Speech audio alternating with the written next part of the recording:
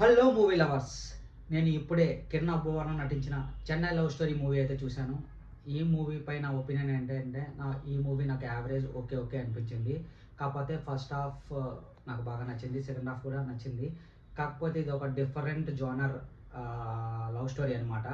And interval block అయితే miss అవ్వకండి. And చాలా సస్పెన్స్‌తో ఉంది. అండ్ ఈ మూవీ అయితే 2 ట్విస్ట్స్ ఉన్నాయన్నమాట. ఆ 2 ట్విస్ట్ తెలిస్తే ఇంక మూవీ రొటీనే అనిపిస్తుంది.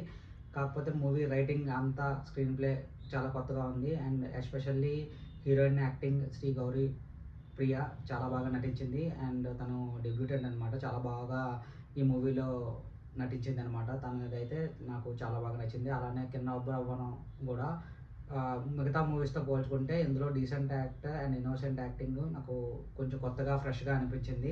అండ్ కొన్ని కొన్ని మూమెంట్స్ అయితే చాలా బాగా నాకు వర్కౌట్ అయ్యాయన్నమాట. అండ్ ఎస్పెషల్లీ మ్యూజిక్ అనమాట.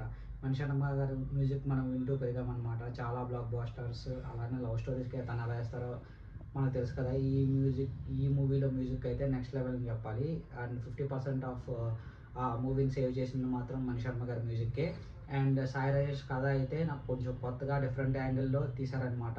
అండ్ ఇంకా డైరెక్టర్ రవి నంబూరి డెబ్యూటెంట్ అనమాట. తన డైరెక్షన్ కూడా చాలా బాగుంది. చాలా ఫ్రెష్ యాంగిల్స్ చూపించారు.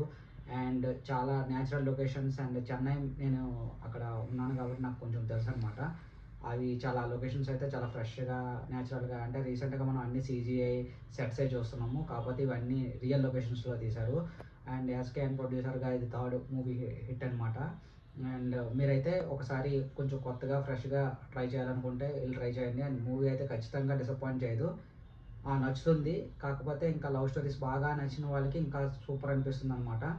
And please watch my ah, మూ యూట్యూబ్ ఛానల్ 'కథా కార్ఖానా' అండ్ మీరు కూడా కింద మూవీ ఎలా ఉందో కామెంట్ చేయండి.